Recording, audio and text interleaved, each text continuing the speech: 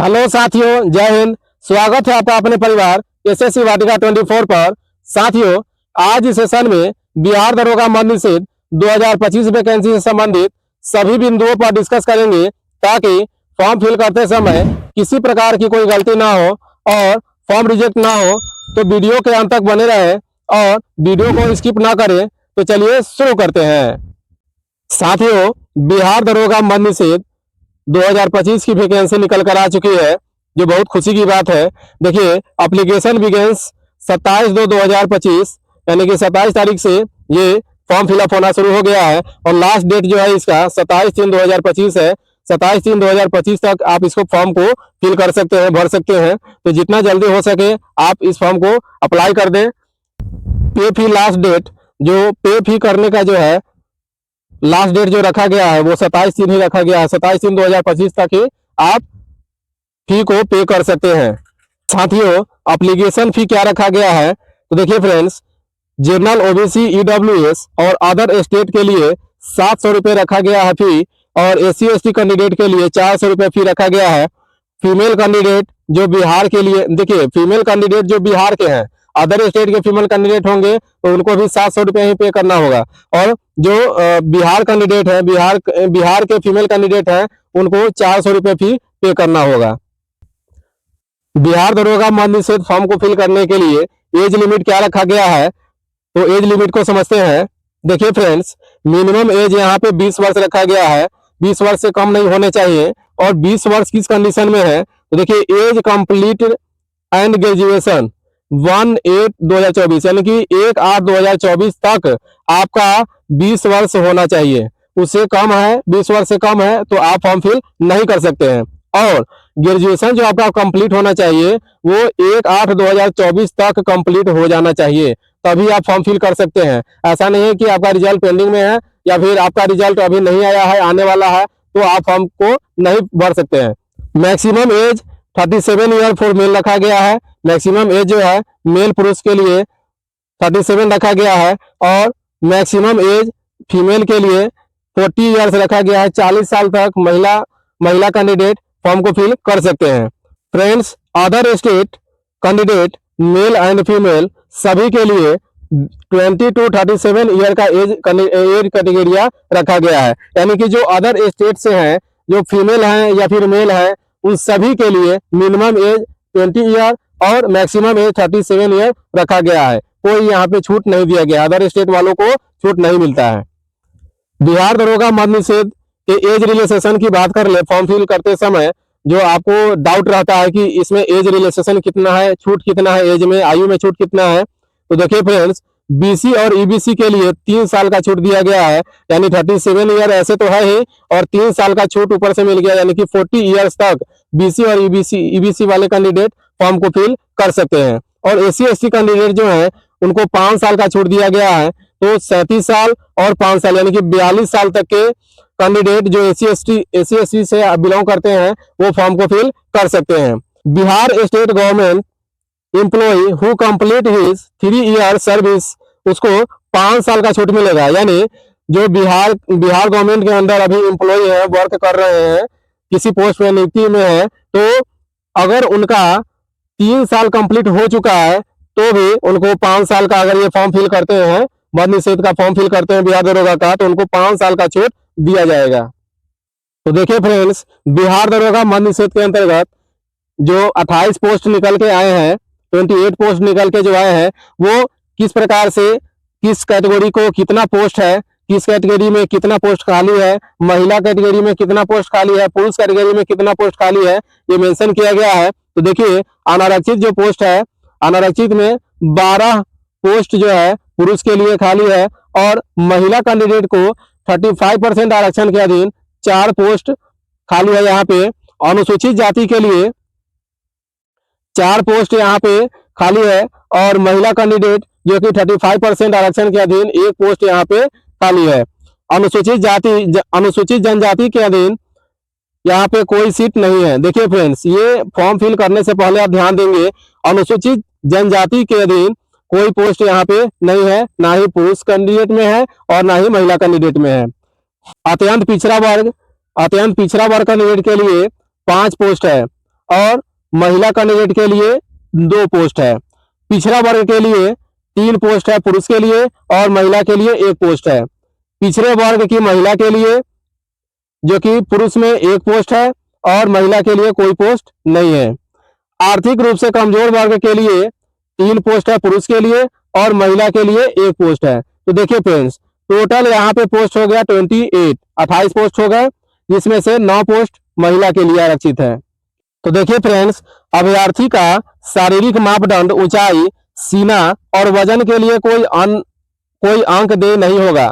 यानी अभ्यर्थी जो कि शारीरिक मापदंड, ऊंचाई, सीना और वजन जो मापदंड होता है उन सभी में कोई अंक आपको नहीं मिलेगा। परंतु अगर आप ये रिक्वायर पूरा नहीं करते हैं तो आपको जो है असफल घोषित किया जाएगा। तो रिक्वायर किस तरह की है? तो देखिए, हाइट की बात करें, ऊंचाई की बात करें तो जो सामान्य कैटेगरी के हैं एवं पिछड़ा वर्ग के पुरुष के लिए न्यूनतम जो हाइट रखा गया है वो 165 सेंटीमीटर रखा गया है। यानी कि 165 सेंटीमीटर से आपका हाइट अगर कम है तो आपको असफल घोषित किया जाएगा।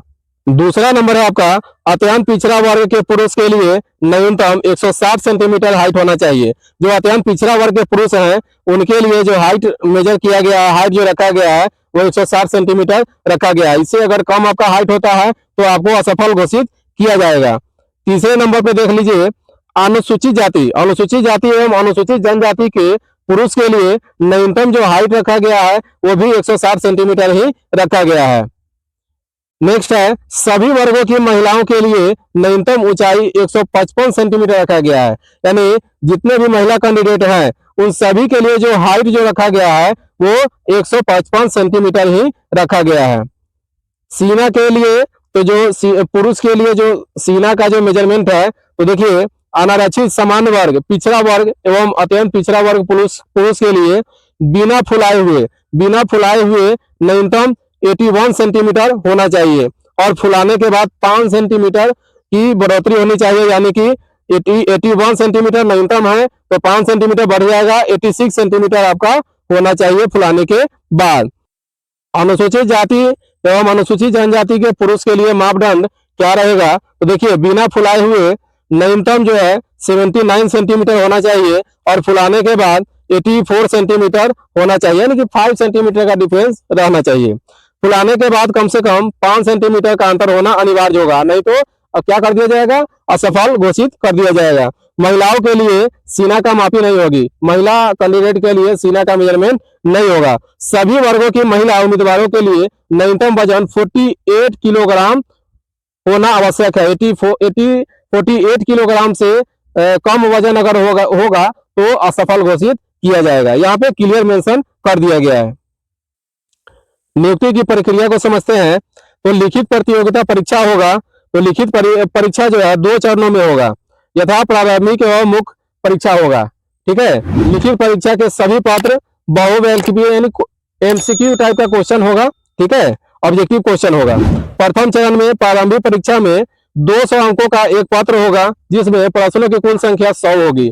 200 अंक यानी कि 100 क्वेश्चन होगा तो एक प्रश्न आपका 2 नंबर का होगा एवं परीक्षा की अवधि 2 घंटे की रखी जाएगी। परीक्षा की जो टाइम ऑफ पीरियड होगा वो 2 घंटे की होगी। सामान्य ज्ञान एवं समसामयिक मुद्दों से संबंधित प्रश्न पूछे जाएंगे। इसमें 30% से कम अंक प्राप्त करने वाले अभ्यर्थी मुख्य परीक्षा के लिए असफल घोषित किए जाएंगे। कम से कम 30% आपका नंबर आना चाहिए, अन्यथा आपको असफल घोषित कर दिया जाएगा। प्रारंभिक परीक्षा में प्राप्त अंकों के आधार पर रिक्तियों की 20 गुना अभ्यर्थियों को मुख्य परीक्षा हेतु बुलाया जाएगा। देखिए, यानी कि 20 गुना कैंडिडेट को जो है बुलाया जाएगा मुख्य परीक्षा के लिए, मेंस परीक्षा के लिए। देखिए, आपका 28 पोस्ट है टोटल, तो 28 पोस्ट का 20 गुना निकाल दीजिए। यानी कि 20 गुना निकालिएगा तो 560, यानी कि 560 कैंडिडेट को आपका मेंस एग्जाम के लिए कॉल किया जाएगा, बुलाया जाएगा। नियुक्ति की प्रक्रिया दूसरे चरण में मुख्य परीक्षा प्रारंभिक परीक्षा में सफल अभ्यर्थियों को मुख्य परीक्षा में सम्मिलित होने का अवसर प्रदान किया जाएगा।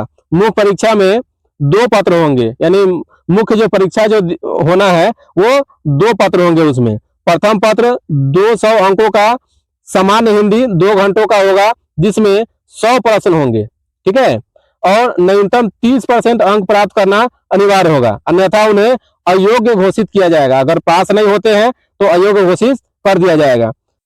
साथियों, साथ ही बताता चलूं कि सामान्य हिंदी का जो आपका एग्जाम होगा 200 अंकों का, वो आपका मेरिट में नहीं जोड़ा जाएगा। और द्वितीय पत्र सामान्य अध्ययन, सामान्य विज्ञान, नागरिक शास्त्र, भारतीय इतिहास, भारतीय भूगोल, गणित एवं मानसिक योग्यता जांच संबंधित होगा। तो ये जो द्वितीय परीक्षा जो आपका होगा, द्वितीय जो पेपर जो आपका होगा, वो उसका जो है नंबर आपका मेरिट में जोड़ा जाएगा।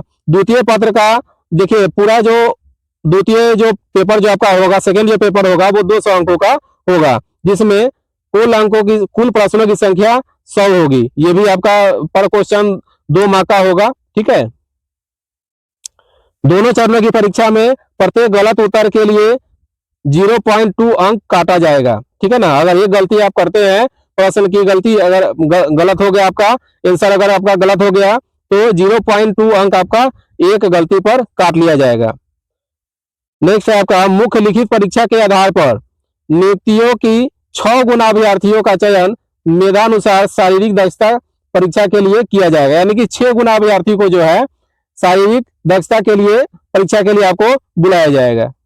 साथियों, तृतीय चरण में जो नियुक्ति की प्रक्रिया है, वो आपका शारीरिक योग्यता के अनुसार होगा, जो कि दौड़ होगा। तो दौड़ किस प्रकार का होगा, पुरुष के लिए किस प्रकार से होगा, महिला के लिए किस प्रकार से होगा, ये समझिएगा। तो देखिए, सभी कोटि के पुरुषों के लिए, यानी सभी कैटेगरी के पुरुष कैंडिडेट के लिए 1.6 किलोमीटर की दौड़ होगी, जिसकी समय सीमा 6 मिनट 30 सेकेंड रखा गया है।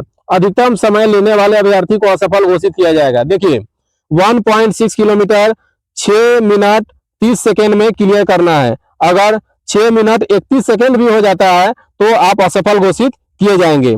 एंड सभी कोटि के महिलाओं के लिए किलोमीटर की दौड़ के लिए 6 मिनट, देखिए 1 किलोमीटर महिला के लिए जो है 1 किलोमीटर का दौड़ रखा गया है, जो कि 1 किलोमीटर की दौड़ जो है 6 मिनट में कंप्लीट करना है। और अधिकतम समय लेने वाले अभ्यर्थी को असफल घोषित किया जाएगा। महिला के लिए यहाँ पे विशेष रूप से छूट दिया गया है, 1 किलोमीटर ही दौड़ना है और वो भी 6 मिनट में दौड़ना है। हाई जंप की बात करें तो सभी कोटि के पुरुष के लिए, सभी कैंडिडेट के लिए, पुरुष कैंडिडेट के लिए न्यूनतम 4 फीट हाई जंप रखा गया है।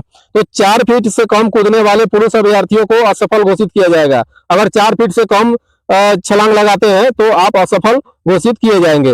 और सभी कोटि के महिलाओं के लिए न्यूनतम 3 फीट कूदना अनिवार्य है। अगर 3 फीट से कम आप छलांग लगाते हैं हाई जंप में, अगर आप 3 फीट से कम करते हैं तो आपको असफल घोषित किया जाएगा। क्लियर है। साथियों, लॉन्ग जंप की बात करें तो सभी कोटि के पुरुष के लिए, सभी कैटेगरी के पुरुष के लिए 12 फीट लॉन्ग जंप रखा गया है। तो 12 फीट से कम पुरुष अभ्यर्थियों जो 12 फीट से कम अगर कूद पाते हैं तो उन्हें असफल घोषित किया जाएगा। और सभी कोटि के महिलाओं के लिए 9 फीट लॉन्ग जंप रखा गया है। और 9 फीट से कम लॉन्ग जंप कूदने वाले महिला अभ्यर्थियों को असफल घोषित किया जाएगा। जितने भी महिला और पुरुष साथी हैं जो बिहार दरोगा मद निषेध 2025 के वैकेंसी को फॉर्म को फिल करना चाहते हैं या फिर फॉर्म को फिल कर चुके हैं, वे सभी कैंडिडेट प्री और मेंस की तैयारी करना शुरू कर दें। और अपना जो फिजिकल स्टैंडर्ड है, हाई जंप हो गया, लॉन्ग जंप हो गया, दौड़ हो गया, गोला फेंक हो गया, इन सभी की तैयारी अभी से ही शुरू कर दें, ताकि ये 28 पोस्ट जो निकल के आई है मद निषेध, बिहार दरोगा मद निषेध की तरफ से, उसमें से एक पोस्ट अपना बना सके, एक पोस्ट प्राप्त कर सके। इस उद्देश्य को लेते हुए तैयारी शुरू करें और अपने जीवन को, अपने लक्ष्य को, अपने लाइफ को एक उज्जवल भविष्य दे सके। गोला फेंक की बात करें तो सभी कोटि के पुरुष के लिए 16 पाउंड का गोला न्यूनतम फेंकना होगा, जो कि 16 फीट फेंकना होगा। देखिए, 16 पाउंड का गोला होगा और 16 फीट फेंकना होगा। 16 फीट से कम अगर फेंकते हैं तो असफल घोषित किया जाएगा। और महिला कैंडिडेट के लिए 12 पाउंड का गोला होगा, जो कि 10 फीट फेंकना होगा। 10 फीट से अगर कम फेंकते हैं तो आपको क्या किया जाएगा, असफल घोषित कर दिया जाएगा। साथियों, ऑनलाइन आवेदन पत्र भरने के लिए आवश्यक निर्देश जो रखा गया है, देखिए, पंजीकरण करने के लिए मोबाइल नंबर होना चाहिए। रजिस्ट्रेशन करने के लिए आपका मोबाइल नंबर होना चाहिए और ईमेल आईडी होना अनिवार्य है। और देखिए ईमेल आईडी ऐसा होना चाहिए जो आपका पर्सनल हो, दूसरे का ईमेल आईडी नहीं देना है, क्योंकि जो भी इंफॉर्मेशन आएगा आपके मोबाइल नंबर और ईमेल आईडी पे आएगा। ठीक है, तो प्रयास करिए कि आपका अपना ईमेल आईडी हो और मोबाइल नंबर जो हो वो आपका पुराना हो। ऐसा नहीं कि कोई भी मार्केट से गए और सिम खरीद लिए और वही नंबर जो है आप ये फॉर्म फिल करते समय दे दिए, तो ऐसा नहीं। आपका जो नंबर जो होना चाहिए वो पुराना नंबर होना चाहिए, पर्सनल नंबर होना चाहिए और ईमेल आईडी भी आपका पर्सनल होना चाहिए। ऑनलाइन आवेदन पत्र को 2 भागों में भरा जाएगा। देखिए ऑनलाइन जो आवेदन पत्र जो भरा जाएगा वो 2 भागों में भरा जाएगा। कैसे भरा जाएगा, तो देखिए ऑनलाइन आवेदन पत्र के प्रथम भाग में उम्मीदवार का सर्वप्रथम पंजीकरण किया जाता है, रजिस्ट्रेशन किया जाता है फर्स्ट पार्ट में। इस क्रम में अभ्यर्थी का नाम, राष्ट्रीयता यानी कि इंडियन है कि नेपाल के हैं या फिर है ना, mobile number, email ID, Bihar राज्य का अधिवास डोमिसाइल और आरक्षण कोटि, लिंग एवं जन्म तिथि संबंधी सभी जानकारी ली जाती है। उसके बाद जो है भुगतान की प्रक्रिया पूरी की जाती है। सफल पंजीकरण के पश्चात मोबाइल नंबर यानी कि जो आप मोबाइल नंबर दिए हैं और ईमेल आईडी दिए हैं उसके माध्यम से अभ्यर्थी को तत्काल पंजीयन नंबर यानी कि रजिस्ट्रेशन नंबर और पासवर्ड एसएमएस और मेल के माध्यम से भेजा जाता है। ठीक है, और भुगतान के पूर्व अभ्यर्थी को अपने विवरण को एडिट करने का सुविधा प्राप्त होता है। यानी कि जैसे आप भुगतान कर देते हैं, ठीक है ना, तो भुगतान के पूर्व ही, भुगतान से पहले ही यानी कि पेमेंट करने से पहले ही आप किसी भी प्रकार का अगर कोई त्रुटि हो गया हो, यानी कि नाम गड़बड़ हो गया हो, डेट ऑफ बर्थ गड़बड़ हो गया हो, किसी प्रकार की कोई प्रॉब्लम हो गई हो फॉर्म फिल करते समय, तो उसको आप सुधार कर सकते हैं। और जैसे ही आप भुगतान कर देते हैं तो उसके बाद आप सुधार नहीं कर सकते हैं।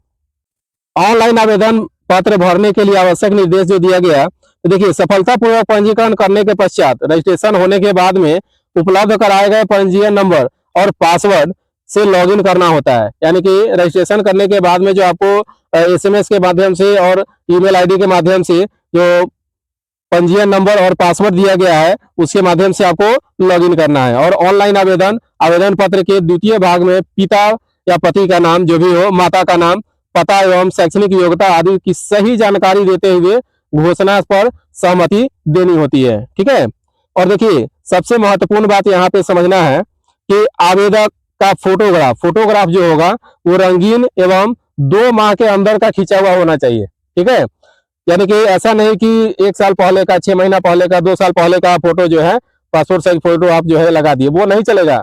आपका जो है 2 महीने के अंदर का खींचा हुआ फोटोग्राफ होना चाहिए, जिसका बैकग्राउंड सफेद होना चाहिए। रंगीन नहीं चलेगा, सफेद होना चाहिए। और फोटो का जो साइज होना चाहिए वो 15 से लेकर के 25 KB के बीच का होना चाहिए और जेपीईजी में फॉर्मेट में होना चाहिए। सिग्नेचर जो होगा आपका अंग्रेजी एवं हिंदी में होगा, ब्लैक और नीली स्याही, ब्लैक और ब्लू पेन से जो है अलग अलग आपको करना है। और साइज जो होगा वो 15 KB से लेकर के 25 KB के बीच का होना चाहिए, जेपीजी और जेपीईजी फॉर्मेट में होना चाहिए। और जो सफेद बैकग्राउंड पे हो, जैसे कि जो पेपर पे आप जो साइन जो करिएगा इंग्लिश और हिंदी में, वो जो पेपर जो होना चाहिए वो क्या होना चाहिए, तो सफेद होना चाहिए। तो जिस पेपर पे आप साइन करिएगा इंग्लिश और हिंदी में और साइन करके जो अपलोड करिएगा, तो वो जो पेपर होना चाहिए वो सफेद होना चाहिए, रंगीन पेपर नहीं होना चाहिए। सिर्फ और सिर्फ सफेद पेपर पे ही आपको साइन करके और एक फोटो एवं हस्ताक्षर को स्क्रीन पर जो है अपलोड करना अनिवार्य है। अगर अपलोड नहीं कर पाते हैं या फिर 25 KB, 15 से 25 KB के बीच का है, तो अगर आप 30 KB या 35 KB या 26 KB का भी आप अगर अपलोड करते हैं तो आपका फॉर्म रिजेक्ट कर दिया जाएगा। तो इस बात को आप खास ध्यान रखें और अपना सिग्नेचर और फोटोग्राफ ये साइज जो होना चाहिए दोनों का 15 से 25 KB के बीच में ही होना चाहिए।